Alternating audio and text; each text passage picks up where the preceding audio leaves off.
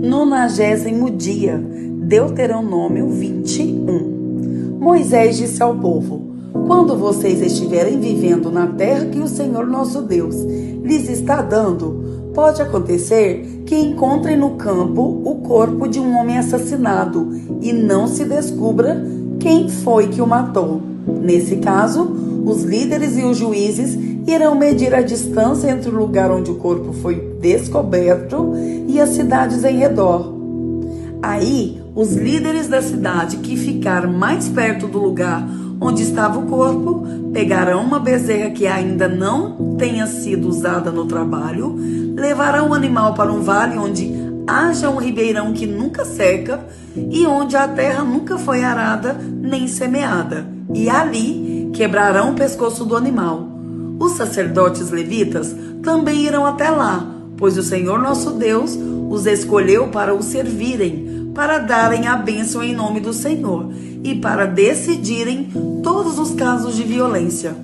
Os líderes da cidade que ficar mais perto do lugar onde o corpo foi encontrado lavarão as mãos por cima do animal morto e dirão: nós não matamos esse homem, nem sabemos quem foi que matou.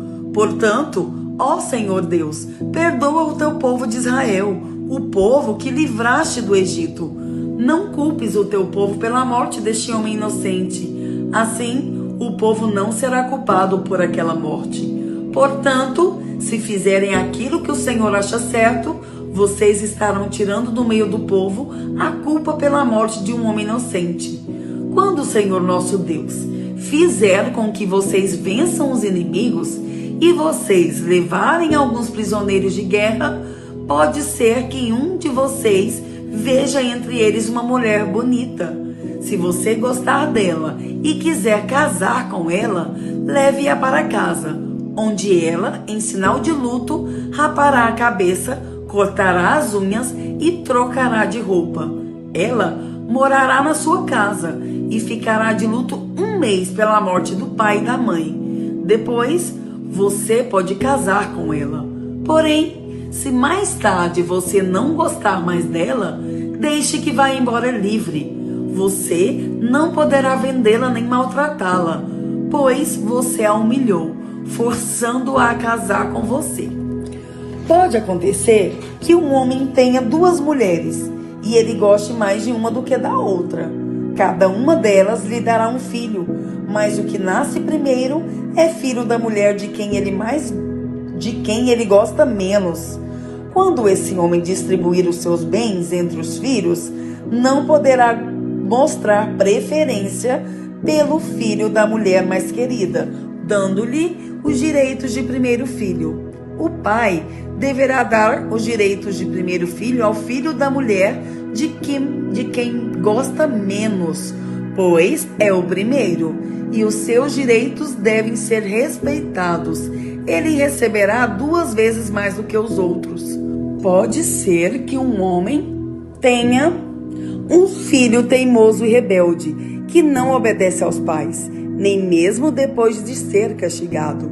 Então, os pais devem levá-lo aos líderes da cidade, e no lugar de julgamento na praça pública, eles dirão: o nosso filho é teimoso e rebelde. Ele não nos obedece, gasta dinheiro à toa e é beberrão. Aí, todos os homens daquela cidade o matarão a pedradas. E assim, vocês tirarão o mal do meio do povo. Todos saberão do que aconteceu e ficarão com medo. Moisés disse ao povo: se alguém for morto por ter cometido um crime e o corpo for pendurado num poste de madeira, não deixem que o corpo fique ali durante a noite. É preciso sepultá-lo antes do pôr do sol, pois um corpo pendurado assim faz a maldição de Deus cair sobre a terra. Sepultem o corpo para que não fique impura a terra que o Senhor nosso Deus lhes está dando para ser de vocês.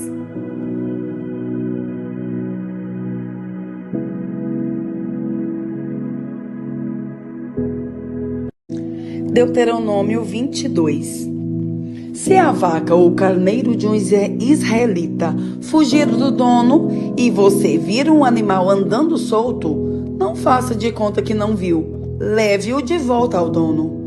Se o dono morar longe ou se você não souber quem é, leve o animal para casa e fique com ele até que o dono venha procurá-lo. Então entregue-o a ele. Faça o mesmo com o jumento, a roupa ou qualquer outra coisa que você achar e que for de outro israelita. Não faça de conta que não sabe de nada. Se o jumento ou o boi que é de outro israelita cair na estrada e você vir um animal caído ali, não faça de conta que não viu. Ajude o dono a pôr o animal de pé. As mulheres não podem usar roupa de homem, nem os homens usar roupa de mulher. O Senhor nosso Deus detesta as pessoas que fazem isso. Se você encontrar um ninho numa árvore ou caído no chão e a mãe estiver lá com os filhotes ou com os ovos, não pegue a mãe. Leve os filhotes, mas deixe a mãe sair voando, a fim de que tudo corra bem para você e você viva muitos anos. Quando você construir uma casa, coloque uma grade de madeira em volta do terraço. Assim, você não será culpado se alguém cair dali e morrer. Não plante na sua plantação de uvas qualquer outra coisa. Se você fizer isso, estará proibido de aproveitar tanto as uvas como aquilo que as outras plantas produzirem. Vocês terão de entregar tudo aos sacerdotes. Não ponha juntos um boi e um jumento para puxarem o arado. Não vista roupa feita de tecido de lã e de linho misturados. Ponha pingentes nas 4 pontas da capa que você usa. Pode acontecer que um homem case e depois de ter tido relações com a mulher, não queira mais saber dela. Aí começa a caluniá-la e a dizer mentiras contra ela, afirmando que não era virgem quando casaram. Nesse caso, os pais da moça irão falar com os líderes da cidade e no lugar de julgamento na praça pública, mostrarão um lençol com as manchas de sangue que provam que a moça era virgem quando casou.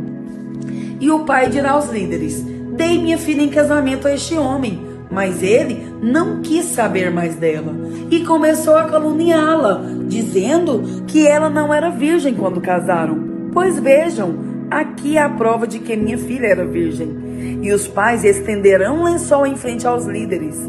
Então, estes pegarão o homem, lhe darão chicotadas e o farão pagar uma multa de 100 barras de prata. Essa quantia será dada ao pai da moça. O homem será castigado assim, porque caluniou uma virgem israelita. Além disso, ela continuará sendo sua mulher e ele nunca poderá mandá-la embora. Mas, se for provado que a moça não era virgem, aí os líderes a levarão para perto da porta da casa do pai e os homens da cidade a matarão a pedradas. Ela fez uma coisa vergonhosa no meio do povo de Israel. Antes de casada e enquanto vivia na casa do pai, ela teve relações com um homem.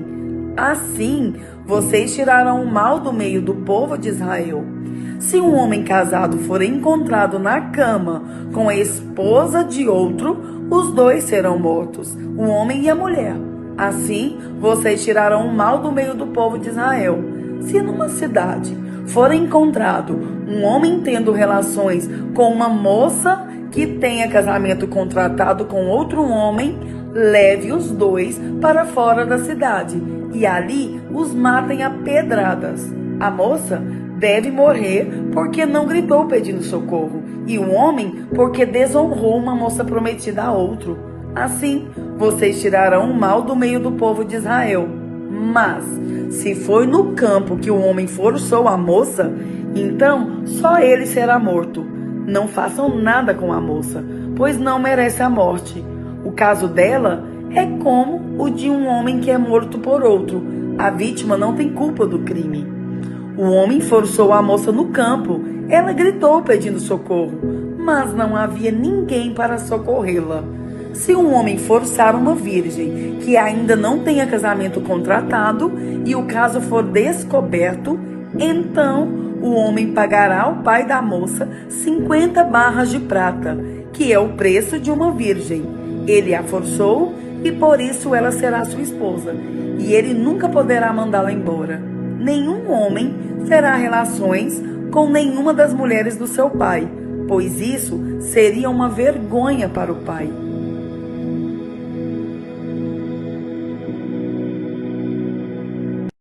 João 6. Depois disso, Jesus atravessou o lago da Galileia, que também é chamado de Tiberíades. Uma grande multidão o seguia, porque eles tinham visto os milagres que Jesus tinha feito curando os doentes. Ele subiu um monte e sentou-se ali com os seus discípulos. A Páscoa, a festa principal dos judeus, estava perto. Jesus olhou em volta de si e viu que uma grande multidão estava chegando perto dele.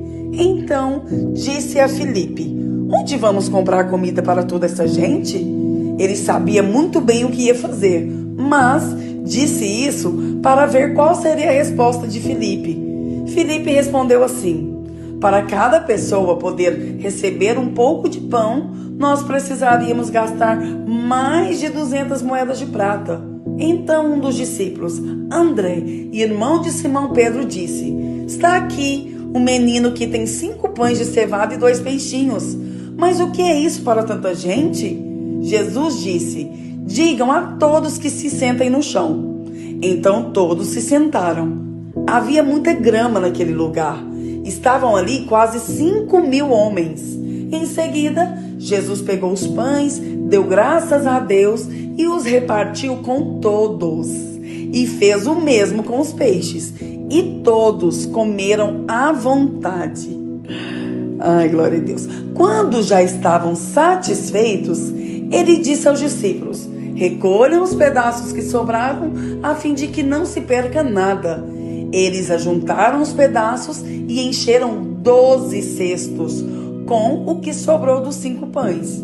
Os que viram esse milagre de Jesus disseram: de fato, este é o profeta que devia vir ao mundo. Jesus ficou sabendo que queriam levá-lo à força para o fazerem rei. Então voltou sozinho para o monte. De tardinha, os discípulos de Jesus desceram até o lago, subiram num barco e começaram a atravessar o lago na direção da cidade de Cafarnaum. Quando já estava escuro, Jesus ainda não tinha vindo se encontrar com eles. De repente, um vento forte começou a soprar e a levantar as ondas. Os discípulos já tinham remado uns 5 ou 6 quilômetros quando viram Jesus andando em cima da água e chegando perto do barco, e ficaram com muito medo. Mas Jesus disse: não tenham medo, sou eu. Então eles o receberam com prazer no barco e logo chegaram ao lugar para onde estavam indo. No dia seguinte, a multidão que estava no lado leste do lago viu que ali só havia um barco pequeno. Sabiam que Jesus não tinha embarcado com os discípulos, pois estes haviam saído sozinhos. Enquanto isso, outros barcos chegaram da cidade de Tiberíades e encostaram perto do lugar onde a multidão tinha comido pão depois do Senhor Jesus ter dado graças. Quando viram que Jesus e os seus discípulos não estavam ali, subiram nos barcos e saíram para Cafarnaum, a fim de procurá-lo.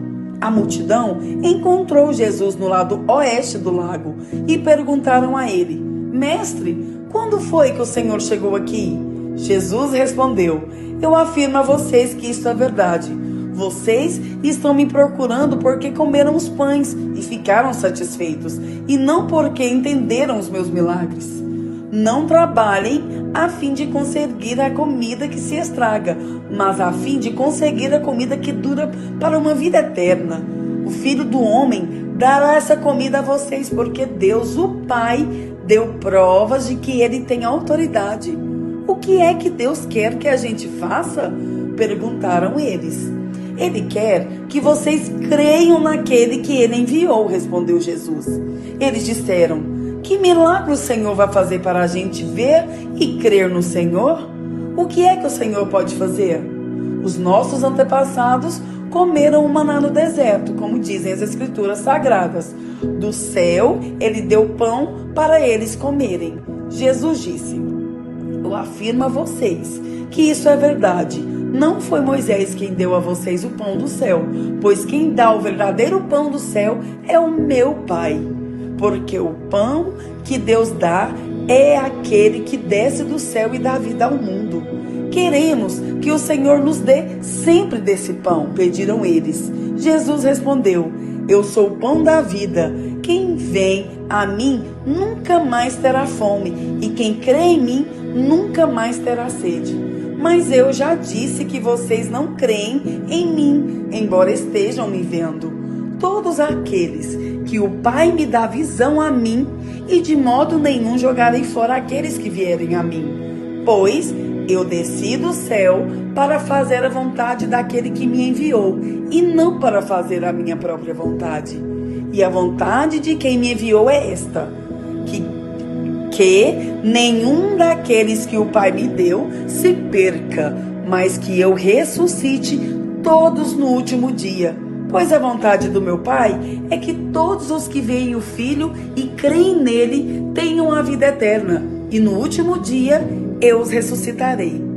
Eles começaram a criticar Jesus, porque ele tinha dito: eu sou o pão que desceu do céu. E diziam: este não é Jesus, filho de José? Por acaso nós não conhecemos o pai e a mãe dele? Como é que agora ele diz que desceu do céu? Jesus respondeu: parem de resmungar contra mim.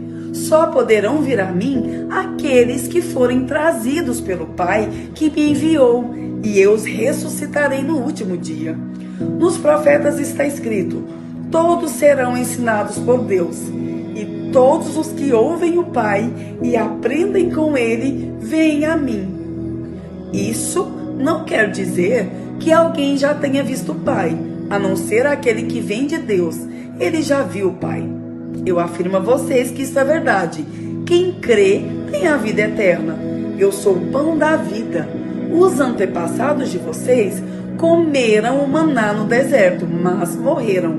Aqui está o pão que desce do céu, e quem comer desse pão nunca morrerá. Eu sou o pão vivo que desceu do céu. Se alguém comer desse pão, viverá para sempre. E o pão que eu darei para que o mundo tenha vida é a minha carne. Aí eles começaram a discutir entre si e perguntavam: como é que este homem pode dar a sua própria carne para a gente comer? Então Jesus disse: eu afirmo a vocês que isso é verdade.